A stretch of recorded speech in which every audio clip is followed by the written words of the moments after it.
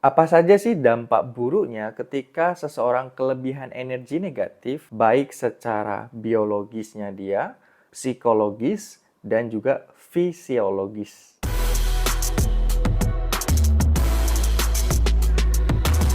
Balik lagi bersama saya Erlang Prayuda. Saya banyak bahas konten spiritual secara modern. Kamu juga bisa like dan share di video ini. Jadi apa saja sih pengaruhnya energi negatif bagi kesehatan biologis kamu? Secara fisik, energi negatif dapat membuat kamu jadi rentan untuk stres. Dan hal tersebut itu berdampak pada sistem imun tubuh kamu. Jadi secara tubuhmu, imun kamu bisa ngedrop ketika kamu terlalu banyak energi negatif. Ketika imun tubuhmu turun, maka yang terjadi adalah kamu rentan untuk sakit. Jadi nggak heran, orang kemarin waktu COVID itu banyak yang meninggal ya bukan karena virusnya saja, tapi karena paranoid dan ketakutan yang berlebih sekali akan sesuatu. Sehingga ketika imun tubuhnya sangat rentan sekali, sangat turun sekali, dan ketika dia ada penyakit sedikit, itu bisa merusak semua atau seluruh sistem metabolisme tubuhnya. Jadi tidak harus virus yang sangat tinggi yang membuat seseorang itu meninggal. Bahkan virus yang kecil saja ketika kamu itu sangat percaya sekali, sangat ketakutan sekali, yang terjadi adalah kamu bisa meninggal pada saat itu atau bisa sampai sakit yang susah sekali untuk bisa sembuh. Sama seperti orang yang dia percaya bahwa dirinya itu gagal. Ya, yang terjadi adalah selamanya dia akan gagal terus. Kepercayaan inilah yang perlu kita ubah karena apa yang kita yakini itulah yang akan datang dalam hidup. Jadi, dengan kita menjaga pikiran, maka kita menjaga sistem metabolisme dan imun tubuh kita agar semakin meningkat. Dengan hidup lebih selaras dengan alam, lebih damai, dan lebih enjoy. Kemudian dia akan merusak kualitas tidur kamu. Secara biologis, seseorang ketika energi negatifnya berlebih, metabolisme tubuhnya akan terganggu sehingga itu mempengaruhi kualitas tidurnya. Yang pada akhirnya dia akan jadi insomnia.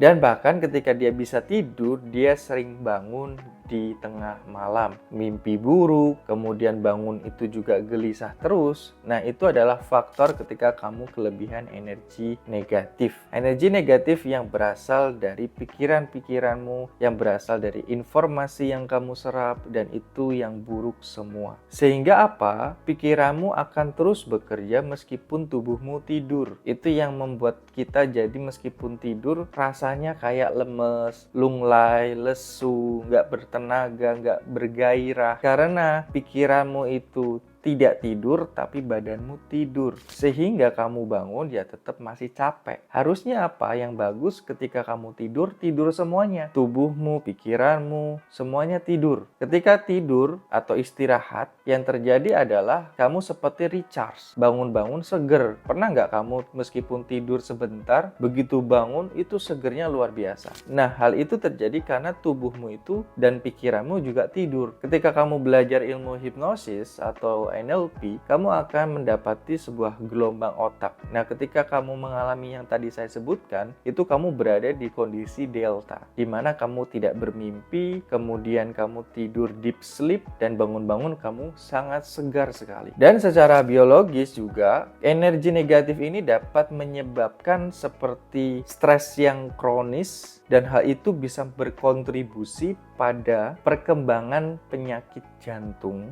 hipertensi, dan gangguan pencernaan. Nah, kalau kamu mengalami 3 hal itu, bahkan mungkin bisa lebih banyak lagi, itu biasanya tidak hanya dari faktor makanan, tapi juga dari faktor pikiran dan energi negatif yang kamu serap. Ketika kamu mendapati hal itu, segera rilis.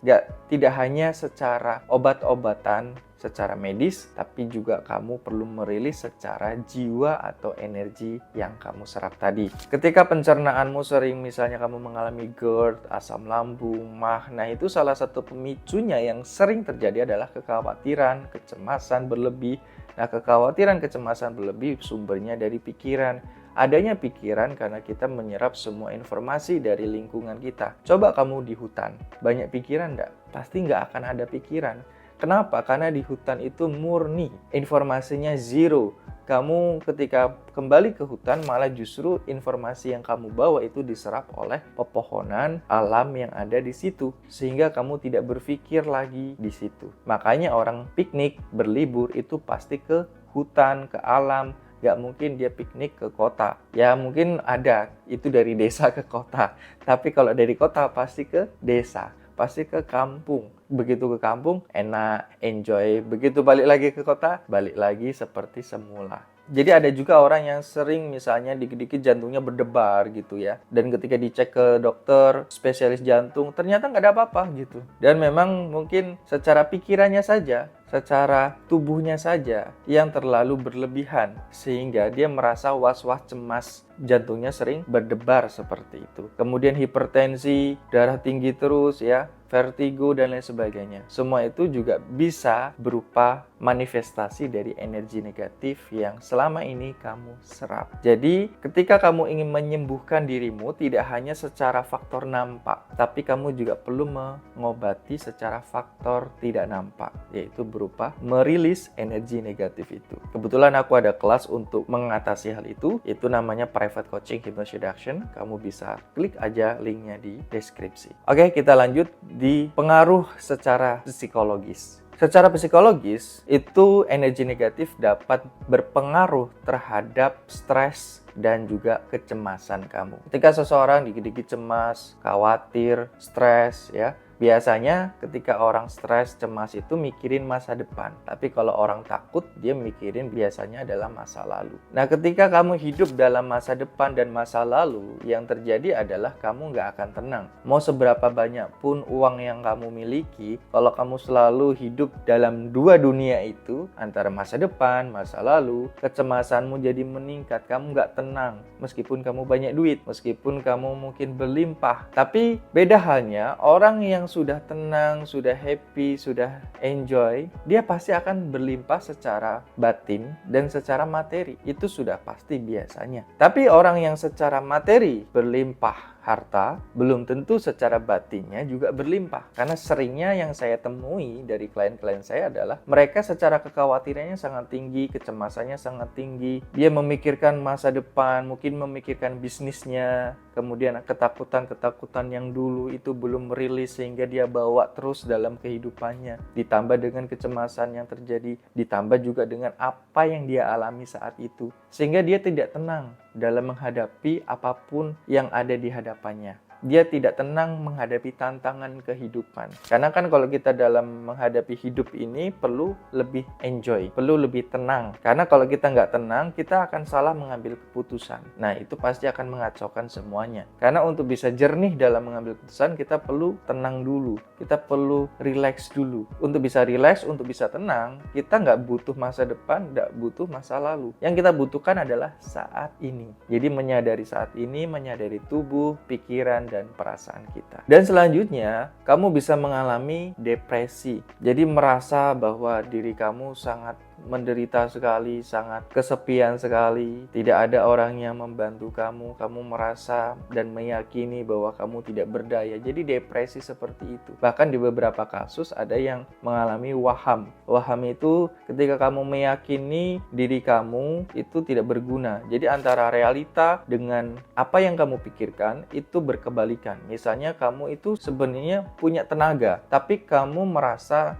tidak punya tenaga sama sekali. Padahal kamu tuh sebenarnya sehat, tapi kamu merasa tidak sehat. Nah, itu adalah waham. Jadi ketika kamu tidak mempercayai apa yang saat ini kamu sedang rasakan, yang sedang kamu alami, ya biasanya itu terjadi. Nah, depresi ini bisa muncul ketika itu berlarut-larut sampai sekian tahun lamanya. Dan untuk mengobatinya pun nggak bisa kita sekali, dua kali langsung bisa pulih. Kita perlu continue, perlu membimbing, perlu untuk mendampingi orang-orang seperti itu untuk bisa pulih, untuk bisa percaya lagi pada dirinya, untuk bisa aware dengan hidupnya saat ini. Karena yang paling penting adalah yaitu tadi, hidup saat ini, bukan di masa depan, bukan di masa lalu. Dan dia juga semakin yakin akan dirinya sendiri. Seperti film Doctor Strange lah. Ketika dia mendatangi seorang dukun gitu ya. Dukun itu hanya memberikan pengetahuan bahwa tubuhmu ada energi, ada belief system, yang dimana ketika kamu menyadari itu dan kamu yakin akan dirimu, pasti kamu bisa sembuh. Tapi dia nggak percaya sama sekali. Karena yang dia percayai adalah hal-hal yang nampak. Padahal kita semua itu bisa berhasil, ada juga faktor yang tidak nampak yang sangat mendukung. Kalau kamu setuju, kamu bisa like. Kemudian penurunan produktivitas. Jadi biasanya ketika kamu misalnya nih bekerja untuk tim kreatif atau ketika kamu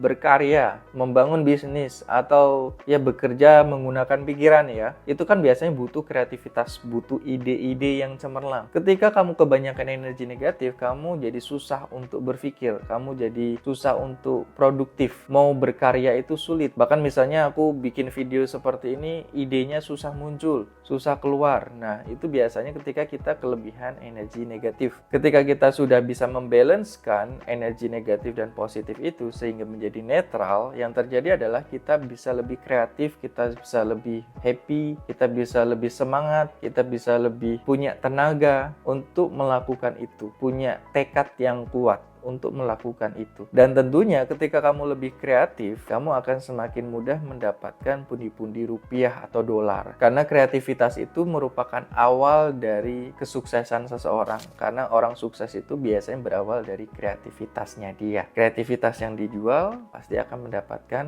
uang. Bisa dikatakan uang yang kita dapatkan adalah bentuk dari kreativitas yang kita jual dengan nilai yang kita yakini. Kemudian yang selanjutnya, pengaruh ketiga adalah faktor fisiologis. Pengaruhnya adalah kamu jadi berada di mode fight or flight, bertarung atau kabur. Nah, hal ini akan memicu reaksi di sistem syaraf kamu, seperti peningkatan detak jantung, tekanan darah tinggi, dan pelepasan hormon kortisol atau stres. Jadi kamu bawaannya tuh ya kalau nggak melawan, kabur, nggak bisa tenang gitu loh. Karena syarafnya tegang semua, kayak orang kesurupan. Kamu lihat orang kesurupan? Orang yang kesurupan itu rata-rata syarafnya sangat tegang sekali. Makanya rata-rata kesurupan nggak bisa jadi semut, nggak bisa jadi kelinci, karena imut gitu loh. Kalau kesurupan kan pasti garang gitu ya. Jadi macan lah, jadi ular, jadi siluman apa. Nah, rata-rata yang gahar-gahar seperti itu, yang menakutkan seperti itu. Kenapa? Ya karena sistem syaraf kita akan bekerja dengan cara yang membuat kita jadi tegang. Sehingga manifestasinya adalah bentuk dari ya jelmaan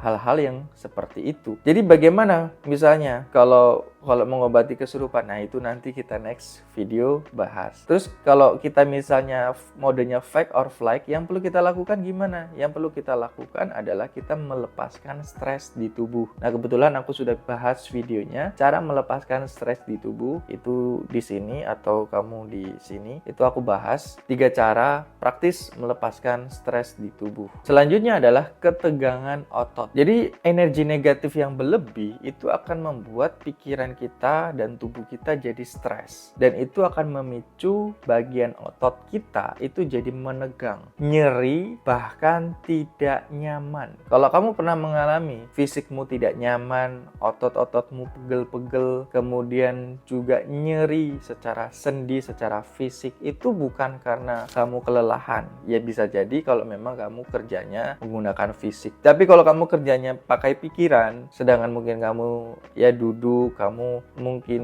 ketemu klien dan lain sebagainya, itu kan tidak masuk di akal gitu loh. Masa iya kamu seperti itu tiba-tiba badanmu pegel-pegel, kemudian sendi-sendimu pada nggak nyaman, fisikmu gelisah dan lain sebagainya. Itu karena terjadi pertukaran, itu terjadi penyerapan energi negatif di tubuhmu. Itu yang perlu kamu sadari sebenarnya. Jadi ketika kamu sudah bisa menerima itu, menyadari itu, kamu bisa lebih mudah membereskannya. Jadi otot yang tegang itu ketika kamu memang tidak menggunakan otot itu secara berlebih, kecuali kamu misalnya habis nge-gym, habis olahraga, habis angkat yang berat-berat, kamu tegang otot ototnya, kemudian kamu nyeri sendinya, nyeri tubuhnya, nggak nyaman, itu wajar karena kamu melakukan aktivitas berat. Tapi kalau kamu tidak melakukan itu tiba-tiba dan mungkin sering mengalami hal itu yang perlu kamu pahami, yang perlu kamu rilis dari diri kamu. Karena kamu sedang menyerap banyak memori atau informasi yang tadi saya sebut sebagai energi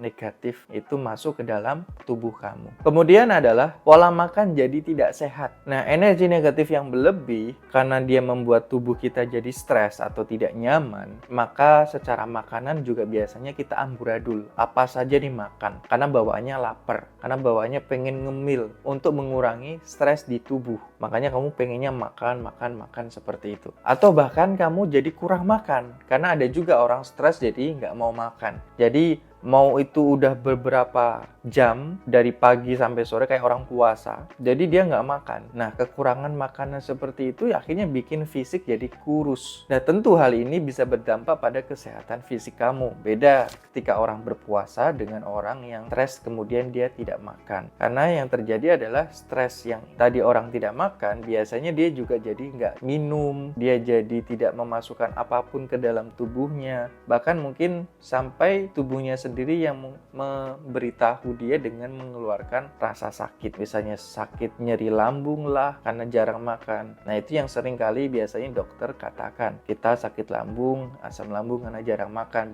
Karena memang kan faktanya biasanya seperti itu, kitanya juga tidak makan karena nggak nafsu makan.